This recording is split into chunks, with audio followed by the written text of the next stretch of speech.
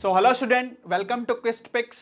इस वीडियो के अंदर हम बात करेंगे कि कैसे हमारे जो टेस्ट पेपर होते हैं, कैसे हमारे जो मॉक टेस्ट जिसको हम देते हैं, कैसे जो रियल वाला जब हम एग्जाम देंगे जेई और नीट किसी का भी, तो उसके अंदर अपने माइंड को कैसे कंट्रोल करना है। ऑल्दो माइंड कंट्रोल जैसी कोई चीज़ नहीं होती है, लेकिन माइंड को हम एक पर्टिकुलर डायरेक्शन में लगा सकते हैं, जिस डायरेक्शन में वो फर्दर वर्क करेगा और हमारा जो पेपर होगा उसमें हमें क्या मिलेगा, बेनिफिट मिलेगा। हमारे जो मार्क्स हैं उसमें क्या होगा, थोड़ा सा हमें इंक्रीमेंट देखने को मिलेगा। एक चीज़ आप सबने बहुत अच्छे से नोटिस करी होगी कि कुछ ऐसे क्वेश्चन होते हैं जब हम पेपर करते हैं उस टाइम तो हमसे नहीं होते, या उसके अंदर हम कैलकुलेशन ऐड कर देते हैं, या उसके अंदर थोड़ा सा कोई गलत फॉर्मूला लगाने की कोशिश करते हैं, या उस टाइम वो क्लिक नहीं करता, जिसे बोलते हैं प्रेजेंस ऑफ माइंड। लेकिन उसी क्वेश्चन को जब हम रूम पे आके सॉल्व करने की कोशिश करते हैं तो वो क्वेश्चन हो जाता है। रूम पे आके कई बार जो टफ क्वेश्चन है जो एग्जाम में हमने छोड़ दिए थे देख के ही कि हमसे नहीं हो सकते, ये भी होना क्या हो जाते हैं, स्टार्ट हो जाते हैं। तो ये सब किस वजह से हो रहा है? क्या यहाँ पे नॉलेज की कमी है? नहीं। क्या यहाँ पे प्रैक्टिस की कमी है? नहीं। यहाँ पे ना तो नॉलेज की कमी है और ना ही प्रैक्टिस की कमी है। यहाँ पे जो मेन प्रॉब्लम है that is what, presence of mind. Presence of mind इस चीज पे डिपेंड करता है कि जो हमारा माइंड है वो डिस्ट्रैक्टेड कितना है। अगर हमारा माइंड लेस डिस्ट्रैक्टेड है तो हमारी प्रेजेंस ऑफ माइंड जो है, प्रोडक्टिविटी है, ऑटोमेटिकली क्या होगा, बढ़ती जाएगी। तो उन्हीं जो टिप्स हैं उन पे अपन क्या करने वाले हैं, बात करने वाले हैं। क्लियर है क्या? Avoid silly mistakes in mock test. अभी मॉक टेस्ट की बात करेंगे क्योंकि अभी आप मॉक टेस्ट देना स्टार्ट कर दोगे नवंबर दिसंबर से। क्लियर है क्या? और यूजिंग दोस टिप्स, तो ये जो टिप्स हैं उन टिप्स को डिस्कस करेंगे। लेकिन टिप्स को डिस्कस करने से पहले हमें यह समझना पड़ेगा कि डिस्ट्रैक्टेड माइंड जो होता है वो माइंड होता कैसा है। नॉइजी माइंड जो होता है जिसके अंदर पूरे टाइम कुछ ना कुछ चलता रहता है, वो कैसा होता है, कैसा उसका पैटर्न होता है, कैसे वो साइक्लिक प्रोसेस में वर्क करता रहता है। बार बार कोई चीज रिपीट हो रही है, रिपीट हो रही है, रिपीट हो रही है माइंड में। रियल वर्ल्ड में कुछ भी उसका सिग्निफिकेंस नहीं है, लेकिन हमारे माइंड में वो रिपीट हो रहा है। हम क्वेश्चन कर रहे हैं वो रिपीट हो रहा है, हम बात कर रहे हैं लेकिन वो रिपीट हो रहा है। हमारा जो अटेंशन स्पान है वो अटेंशन स्पान घट के एकदम ही कितना हो गया है, जीरो हो गया है। क्लियर है क्या बात? चले तो देखिए ध्यान से, what does a distracted mind do. एक डिस्ट्रैक्टेड माइंड जो है वो क्या क्या करता है, उससे हमारे एग्जाम के अंदर क्या क्या इफेक्ट आता है उसकी बात कर रहा हूं मैं। तो देखें, a noisy mind is the root causes of what, silly mistake. जो भी हमारी सिली मिस्टेक होती है, सिली मिस्टेक होने का सबसे बड़ा रीजन क्या है, नॉइजी माइंड। एक काम माइंड जो होगा, काम माइंड, वो कभी भी सिली मिस्टेक्स नहीं करेगा। देखो कभी भी नहीं करेगा, ये ऐसा तो कोई स्टेटमेंट होता नहीं है, लेकिन ऐसा बोल सकता हूं कि जो वो कम से कम सिली मिस्टेक करेगा। क्लियर है क्या बात? अच्छा, ऐसा सोच के देखो कि अगर हम इस चीज को अच्छे से समझ पाए, अगर इस चीज को हमने समझ लिया कि नॉइजी माइंड है हमारा, ये चीजें हमें नहीं करनी है, इससे हमारा माइंड काम हो रहा है, अगर ये ट्रिक आपको पता चल जाए, ये टिप्स आपको पता चल गई, तो अल्टीमेटली क्या होगा कि आपके अगर मान लो 120 मार्क्स आ रहे हैं मॉक टेस्ट में और आपने माइंड पे थोड़ा सा उसकी काम, माइंड को आपने काम कर लिया, तो आपके 120 की जगह 125 मार्क्स आए पहली बार में, फिर उसके बाद आगे 135, और इतने जो भी आपके मार्क्स है उससे 15 नंबर 20 नंबर जो है आपके वो क्या हो गए, इंक्रीज हो गए। क्लियर है क्या बात? तो यही बेनिफिट होता है माइंड को काम रखने का, और यही डिफरेंस होता है बिटवीन अ काम mind and noisy mind. Clear है क्या? तो जो डिस्ट्रैक्टेड माइंड करता है उसके बारे में बात कर लेते हैं। तो सबसे पहले जो डिस्ट्रैक्टेड माइंड प्रॉब्लम्स लाता है that is what, calculation error. जो कैलकुलेशन एरर होती है वो सबसे ज्यादा होने की पॉसिबिलिटी क्या होती है, ज्यादा। क्योंकि देखो भाई, आप कर रहे हो सवाल, दिमाग में चल रहा है, कोई मीम चल रहा है, कोई गाना चल रहा है, कोई लिरिक्स चल रही है, कोई दोस्त की पुरानी बात चल रही है, तो उस केस में क्या होता है कि अपना जो माइंड है वो डाइवर्टेड हो गया है और बहुत कम पार्ट जो है वो अपना क्या है, क्वेश्चन को सॉल्व करने में। तो उस केस में जो एरर आ सकती है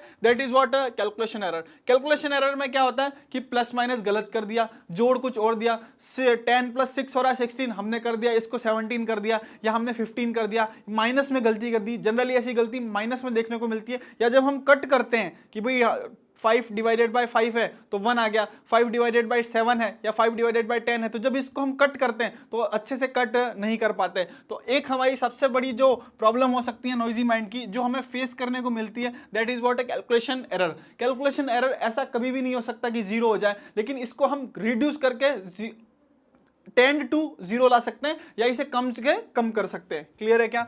नेक्स्ट जो है that is what, miss reading of question. Question को हम क्या कर लेते हैं, मिस रीड कर लेते हैं। मिस रीड के अंदर क्या है, in a hurry a mind skims the question and mis interpretate the key phrases. हमारा माइंड कैसे काम करता है कि भाई हमने क्वेश्चन देखा, हमें जल्दी जल्दी रहती है, आगे वाला पढ़ लिया, जल्दी जल्दी आगे वाला पढ़ लिया। जो रियल सिनेरियो है उस रियल सिनेरियो को हम लाए ही नहीं है। हमने क्या करा, कुछ भी पढ़ लिया फटाफट फटाफट, फिर कुछ भी पढ़ लिया फटाफट फटाफट, ऐसे करते जा रहे हैं और फाइनली फॉर्मूला लगाने की कोशिश कर रहे हैं, फॉर्मूले को फिट करने की कोशिश कर रहे हैं। तो उस केस के अंदर हमारी क्या हो सकती है, मिस रीडिंग हो सकती है। अगर नॉइजी माइंड है तो नॉइजी माइंडिंग की वजह से हमारा क्या हो रहा है कि भाई क्वेश्चन जो है उसकी क्या हो रही है, मिस रीडिंग हो रही है। नेक्स्ट जो है that is what, missing details. Missing details वाला पॉइंट जो है वो इस टाइप से है कि लेट सपोज कोई क्वेश्चन है, उस क्वेश्चन के अंदर लिखा हुआ है कि find the incorrect, find the incorrect, और आप क्या कर रहे हैं कि आपने करेक्ट ढूंढ लिया और करेक्ट को ट्रिक कर दिया, तो इनकरेक्ट और करेक्ट के बीच में आपने ध्यान नहीं दिया, तो उस केस के अंदर क्या हो गई आपकी missing details.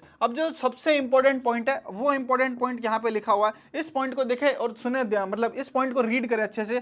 Those are not mistakes of intelligence, मतलब इसका मतलब ये नहीं है कि आप इंटेलिजेंट नहीं है, इसका मतलब ये नहीं है कि आपने प्रैक्टिस नहीं करी है। क्लियर है क्या बात? कई बार ऐसा भी होता है कि एक टॉपिक या एक चैप्टर आपको बहुत अच्छा आता है, आपने उसका पूरा मॉड्यूल सॉल्व करा है, पूरी जो आपने सारी एक्सरसाइज है वो सॉल्व कर रखी है, पीवाईक्यूज अच्छे से लगा रखे हैं, लेकिन उसी का सवाल जब मॉक टेस्ट में आता है तो गलत हो जाता है। तो इसका मतलब आपकी प्रैक्टिस पूरी है, आप इंटेलिजेंट हैं, आपको उसके फॉर्मूले भी सारे पता हैं, लेकिन क्योंकि आपका माइंड जो है वो नॉइजी हो रखा है और उसकी वजह से प्रेजेंस ऑफ माइंड जो है वो क्या हो गया है, लेस हो गया।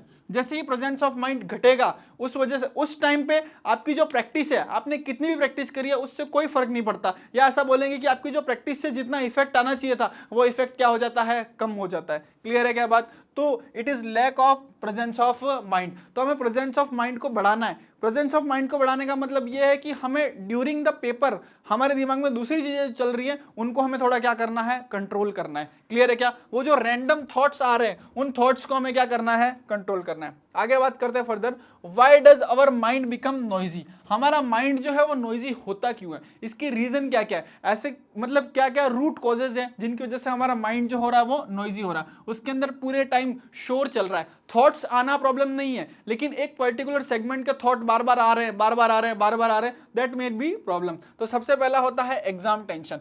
आप एग्जाम देने से पहले ही उसकी टेंशन लेने लग गए कि भाई एग्जाम कैसा जाएगा मेरा, मैंने तो ये नहीं पढ़ा, मैंने तो वो नहीं पढ़ा, अब मेरा क्या होगा भाई, कैसे जाएगा एग्जाम। तो देखे ध्यान से, अब आपको एग्जाम तो देना ही है, एग्जाम से तो आप भाग नहीं सकते। अगर आपने जेईई नीट का फॉर्म भरा है तो आपको एग्जाम तो देना ही है भाई, एग्जाम देना, आप सेंटर पे चले गए, आपको एग्जाम देना ही है। जब अंदर जा ही रहे हैं तो फिर टेंशन क्यों लेनी है, अच्छे से जो आता है उसको अपने माइंड में पहले से रेडी रखे कि हाँ ये चैप्टर मेरे बहुत अच्छे हैं, मैं जाके इनके क्वेश्चन पहले अटेम्प्ट करने की क्या करूंगा, कोशिश करूंगा, या अटेम्प्ट करने की क्या करूंगी, कोशिश करूंगी। क्लियर है क्या बात? अब एग्जाम देना ही नहीं है तो फिर तो कोई बात ही नहीं है, लेकिन जब एग्जाम देना ही है, ये फाइनली है, और ये बहुत ही अंडरस्टूड चीज है। अगर कोई इंसान 11th पढ़ रहा है तो डेफिनेटली उसने 10th के बोर्ड दिए हैं, 10th के एग्जाम पास करे हैं, तो यहाँ पे 10th में बहुत ज्यादा टेंशन लेने की कोई बात नहीं है। सेम वे से अगर कोई डॉक्टर बना है, कोई इंजीनियर बना है, तो उसने जेईई और नीट को क्रैक करा ही है। क्लियर है क्या बात? अगर उसने क्रैक करा ही है तो यहाँ जो एग्जाम होने वाला है उसकी टेंशन किस बात की, टेंशन हमें किस बात की चाहिए? अरे भाई एग्जाम तो हमें देना ही है तो जाके एग्जाम दे दें। क्लियर है क्या? चलें आगे बात करते हैं एक्सटर्नल डिस्ट्रैक्शंस। एक्सटर्नल डिस्ट्रैक्शंस की अगर मैं बात करूं तो देखें सबसे ज्यादा जो आजकल चल रहा है दैट इज व्हाट, इंस्टाग्राम और स्नैपचैट। इंस्टाग्राम और स्नैपचैट को हम पूरे टाइम स्क्रॉल कर रहे हैं और डाटा जो है वो कंटिन्यूअसली हमारे माइंड में जा रहा है कि ये वाली रील, फिर ये वाली रील, फिर ये वाली रील। जब वो कंटिन्यूअसली डाटा अपने माइंड में जा रहा है और जब हम एग्जाम देने बैठ रहे हैं तब क्या हो रहा है, तब वही डाटा हमारे जो वो स्टोर हो रखा है वो रिप्ले हो रहा है। वो क्या हो रहा है, रिप्ले हो रहा है। रिप्ले का मतलब वो थॉट्स आ रहे हैं, वो मीम आ रहे हैं। कई बार हम खुद को उस रील के अंदर इमेजिन करने की कोशिश कर रहे हैं, कई बार हम उसे अपनी लाइफ से सिंक्रोनाइज करने की क्या कर रहे हैं, कोशिश कर रहे हैं। तो that is what, external distractions. ये आप पढ़ भी सकते हैं यहाँ पे। And internal noise. Internal noise जो होती है वो किसकी वजह से आती है, रैंडम थॉट्स। अब देखो इंटरनल नॉइस जो होती है इसको आप मेडिटेशन की वजह से या मेडिटेशन की हेल्प लेके इसे क्या कर सकते हो, रिड्यूस कर सकते हो। ये अपने हाथ में। ऑल्दो ऐसा कभी भी नहीं हो सकता कि इंटरनल नॉइस जीरो हो जाए, ऐसा कुछ होता ही नहीं है। क्लियर है क्या बात? ऐसा कोई है ही नहीं कि मैंने अपने माइंड को कंट्रोल कर लिया, मेरा माइंड अपने 100% बस में आ गया, ऐसी कोई चीज होती ही नहीं है। ये सब फेक चीज है। क्लियर है क्या? माइंड को कभी भी कंट्रोल नहीं किया जा सकता, लेकिन माइंड को एक डायरेक्शन जरूर दी जा सकती है, माइंड को ट्रेन जरूर किया जा सकता है। क्लियर है क्या बात? मान लो आपका एग्जाम 3 to 5 है, तो एवरी डे 3 to 5 आप पढ़ें या 3 to 5 आप क्वेश्चन को सॉल्व करें, 3 to 5 आप क्या दें, पेपर दें, मॉक टेस्ट दें, तो उससे माइंड एक्टिवेट हो जाता है कि भाई इसे पता रहता है कि 3 to 5 वाला टाइम आया तो ये आप पढ़ने बैठेगा, तो उस टाइम पे जो दूसरी चीजें चल रही है वो सारी चीजें क्या हो जाएंगी, खत्म हो जाएंगी। क्लियर है क्या बात? द सॉल्यूशन लिखा हुआ है यहाँ पे, mainly telling yourself be careful isn't enough, we must train the mind we must train the mind, और उसको ऐसा काम बनाना है कि वो प्रेजेंट में रहे। अब माइंड को ट्रेन कैसे करना है वो मैं अभी आपको बता चुका हूं, उसके बारे में फिर बात करते हैं। माइंड को अगर ट्रेन करना है तो सबसे पहले तो हमें क्या करना है कि कंटिन्यूअसली माइंड को मॉनिटर करना है कि एक पर्टिकुलर सेगमेंट ऐसा होगा जिसके थॉट हमारे दिमाग में ज्यादा आते होंगे। अगर कोई रील देख लिए तो रील्स के थॉट आ रहे हैं, यूट्यूब पे शॉर्ट देख लिए तो उसके थॉट आ रहे हैं, कई लोगों को तो इसके कंटिन्यूअसली साइक्लिक लूप में सपने भी आते हैं। क्लियर है क्या बात? तो हमें उस चीज से थोड़ा सा गैप बनाना है। मैं ऐसा नहीं कह रहा सब छोड़ दिया, नहीं, ऐसा कुछ भी नहीं होता। फिर हमारा माइंड क्रेव करता है, हमारा माइंड क्या करता है? क्रेव करता है। माइंड के अंदर क्या हो रहा है कि अगर आप बोलोगे कि ये मत देखो तो वही देखने की बार बार इच्छा करेगी। क्लियर है क्या बात? इसलिए ऐसा नहीं है कि उसे एकदम कट ऑफ कर दिया, लिमिट में रहें या उससे धीरे धीरे धीरे धीरे डिस्टेंस बनाने की कोशिश करें। क्लियर है क्या बात? और जैसे ही आप दूसरी चीजों में अपना टाइम देना ज्यादा स्टार्ट करेंगे वो गैप ऑटोमेटिकली बढ़ जाएगा। क्लियर है क्या? अब किसी को जाके यूं बोले इंस्टाग्राम मत चला तो उससे कोई फर्क नहीं पड़ेगा। उसे बताए या थोड़ा समझाए कि, या उसे आराम से बैठ के समझाए कि देखो भाई तुम्हारा एग्जाम है, इतने दिन बाद एग्जाम है, इतना इतना तुम पढ़ लो, ये सेगमेंट पढ़ लो। जैसे उसका इंटरेस्ट उस तरफ आएगा ऑटोमेटिकली वो खुद से ही अपना इंस्टाग्राम का टाइम क्या कर देगा? रिड्यूस कर देगा। क्लियर है क्या बात? और एक टाइम एग्जाम के 4-5 महीने पहले वो एकदम ही उसे क्या कर देगा? क्लोज कर देगा। नेक्स्ट जो है that is what? Maintain neat and what a clean rough work. जब आप रफ वर्क करते हैं तो रफ वर्क के अंदर आप जो भी लिखते हैं वो अपने माइंड के अंदर जो भी साइकोलॉजिकल चल रहा है उसको क्या करता है? वो रिप्रेजेंट करता है। थोड़ा सा जब आप रफ वर्क कर रहे हैं तो उसे क्लीन क्लीन लिखने की कोशिश करें, एकदम पूरा सिंक्रोनाइज नहीं कर दे कि पता ही नहीं चले क्या हो रहा है। ऑल्दो वो रफ वर्क है, रफ वर्क है, हमको पता है, लेकिन उसको बिल्कुल ही बिल्कुल रफ की तरह ना करें कि एक के ऊपर एक अक्षर लिख रहे हैं, नहीं, थोड़ा सा उसे क्या करें? क्लीन करके लिखने की क्या करें? कोशिश करें। क्लियर है क्या बात? जब आपने मॉनिटर कर लिया कि आपके माइंड में इस टाइप की चीजें चल रही हैं, मीम्स बार बार आ रहे हैं, यूट्यूब के वीडियोस बार बार आ रहे हैं, कोई पर्टिकुलर आदत है या कोई थॉट्स हैं वो बार बार आ रहे हैं, बार बार आ रहे हैं, तो आपको नई हैबिट डालने में एटलीस्ट कितने दिन लगेंगे? 21 डेज। कितने लगेंगे? 21 डेज। कि 21 डेज टू 25 डेज या एक महीना तो आपको लगेगा इसे ही नई हैबिट को बनाने में। क्लियर है क्या? चलें आगे बात करते हैं फर्दर।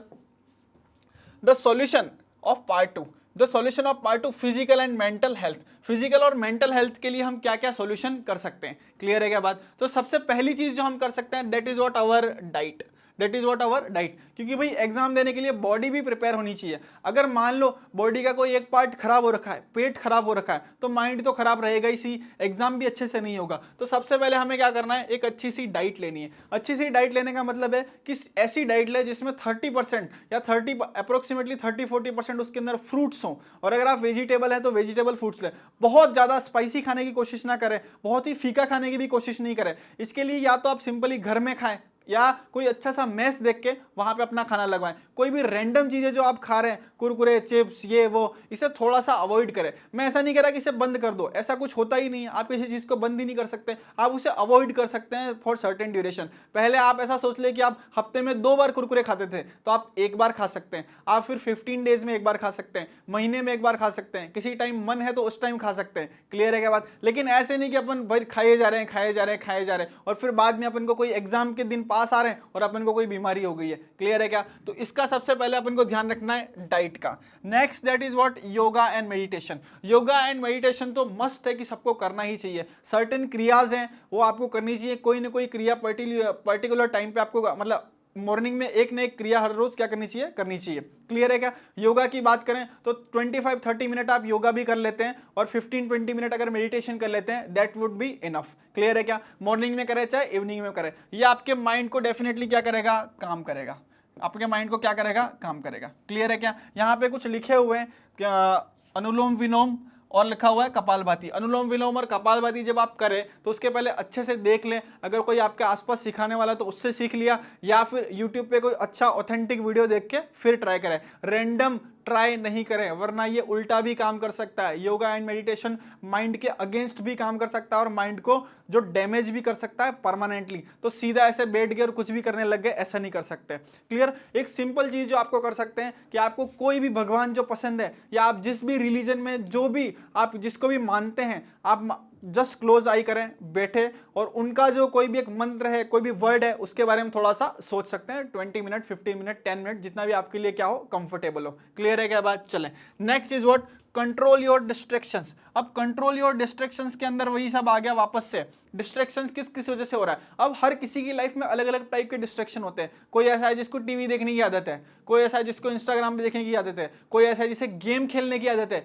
कोई ऐसा है जिसे स्क्रॉल करने की आदत है। क्लियर है क्या? और भी लोगों को अलग अलग टाइप की आदतें होती हैं। तो जो आपके डिस्ट्रैक्शंस हैं उन डिस्ट्रैक्शन पे आपको क्या करना पड़ेगा? थोड़ा सा कंट्रोल करना पड़ेगा। कंट्रोल करने का मतलब मैं ये नहीं बोल रहा कि आप उसे 1 सेकंड में कट कर दें। क्लियर है क्या बात? अगर आप टीवी देखने की आदत है तो आप उसे थोड़ा सा कम करें, दूसरी चीजों पे ध्यान दोगे तो वो चीज ऑटोमेटिक कम हो जाएगी। क्लियर है क्या बात? चले आगे बात करते हैं further. That is what exam day strategy. Strategy to focused during the test. Test के अंदर आपको कैसे परफॉर्म करना है। मॉक टेस्ट अगर आप दे रहे हो तो मॉक टेस्ट के अंदर आपको एग्जाम के अंदर कैसा परफॉर्म करना है उसकी क्या करेंगे अपन बात करेंगे। तो स्टेप 1, सबसे पहले अगर आपने मान लो पेपर देखा, लेट सपोज आप पहले फिजिक्स कर रहे हो तो फिजिक्स आपने देखा। अच्छा, इस स्ट्रेटजी से बताने से पहले एक बात मैं आपको बता दूं कि अगर कोई भी सवाल आप ट्राई कर रहे हो, जेई और नीट जो है वो बहुत फास्ट उसके अंदर अपन को सवाल करना है। तो कोई भी क्वेश्चन अगर अपन से नहीं हो रहा है तो उसके पीछे नहीं पड़े रहना है कि नहीं मुझे तो फिजिक्स आती है, मैं तो फिजिक्स करूंगा, फिजिक्स के सारे सवाल राइट करूंगा। ऐसी जिद नहीं करनी है वहां पे।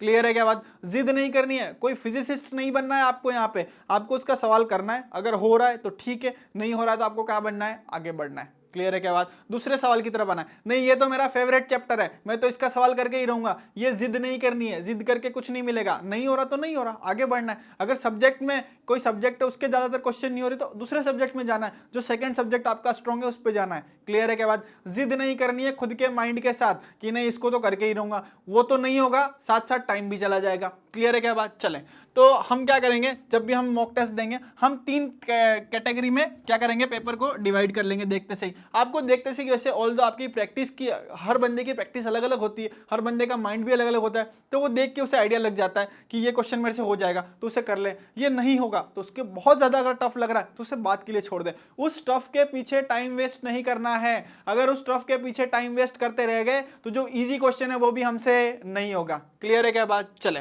Those are the first process या जो those are the first prevents जो अपन को लेने हैं during the what mock test की अपन जो प्रैक्टिस कर रहे हैं उसके अंदर। क्लियर? चले आगे बात करते हैं exam day strategy step focus के अंदर। स्टेप 2 जो है, स्टेप 2 केयरफुल सेकेंड राउंड। अब देखें ध्यान से, पहला राउंड कर लिया, पहले आप स्टेप बाय स्टेप में पेपर कर रहे हैं। पहले जो इजी वाले सवाल है जो फटाक से 1 मिनट में हो गए उस टाइप के सवाल कर दिए। सेकंड राउंड जो है, सेकंड राउंड के अंदर जब आप कर रहे हो तो थोड़े से डिफिकल्ट वाले सवाल आ रहे हैं तो उनको और केयरफुली करना है, क्योंकि ऑल दो ये सवाल डिफिकल्ट है पहली बात तो, और ये डिफिकल्ट है, या ऐसा भी हो सकता है कि ये सवाल हम दूसरे राउंड में इसलिए डाल रहे हैं क्योंकि हमको इनके कॉन्सेप्ट पूरी तरीके से क्लियर नहीं है, तो उनको अच्छे से करें। अगर वो हो रहे हैं तो ही करें, जबरदस्ती कुछ भी फॉर्मूला लगा के, कुछ भी सेटिंग करके, कुछ भी करके आंसर लाने की कोशिश ना करें। ऐसा करने से क्या होगा कि भाई वो तो जाएगा ही जाएगा, साथ में -1 लेके और जाएगा, और माइनस मार्किंग जो है वो बहुत ही क्या है यहाँ पे डेंजरस। क्लियर है क्या? माइनस मार्किंग जो है वो आपका स्कोर बहुत गंदे तरीके से क्या होगी, गिरा देगी।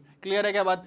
इसके बाद अगर हम बात करें नेक्स्ट, तो देखें ध्यान से, क्रिएट मेंटल रोड मैप। हमारे माइंड के अंदर हमें क्या बनाना है, रोड मैप बनाना है। माइंड के अंदर रोड मैप की बात करें तो ये भी हर बंदे के लिए डिफरेंट है, या आप अपने अकॉर्डिंग बना सकते हैं। यहाँ पे जो लिखा हुआ उसे पढ़ ले। मैं आपको एक दूसरी चीज बताता हूँ कि सबसे पहले अपन ने क्या करा कि भाई किसी की फिजिक्स अच्छी है तो फिजिक्स करूंगा, फिर केमिस्ट्री करूंगा, फिर मैथ करूंगा, फिजिक्स में ये वाले कर लूंगा, चैप्टर कर लूंगा, इनके सवाल जल्दी कर लूंगा। ये चैप्टर मुझे वीक है तो एक बार के लिए इसको नहीं देखूंगा या इसे छोड़ दूंगा, सेकेंड राउंड में इस सवाल पे आऊंगा। ऐसे अपना माइंड मैप आपको बना लेना है कि ये करने का तरीका है। डिफरेंट माइंड मैप बनाए जा सकते हैं। उन मैप्स की वीडियो फर्दर हम आगे डालेंगे तो उनको भी आप देखें। Clear? And the key insight is what, a mind that jumps into solving without the clear plan is significantly more prone to the making the mistakes। Clear है क्या बात? चले तो ये सारे पॉइंट जो हैं, ये सारे पॉइंट आपको ध्यान रखने हैं। आई होप आपको ये वीडियो बहुत ही अच्छी लगी होगी। आगे हम जो माइंड रोड मैप के पेपर के अंदर माइंड रोड मैप की वीडियो और फर्दर लाएंगे।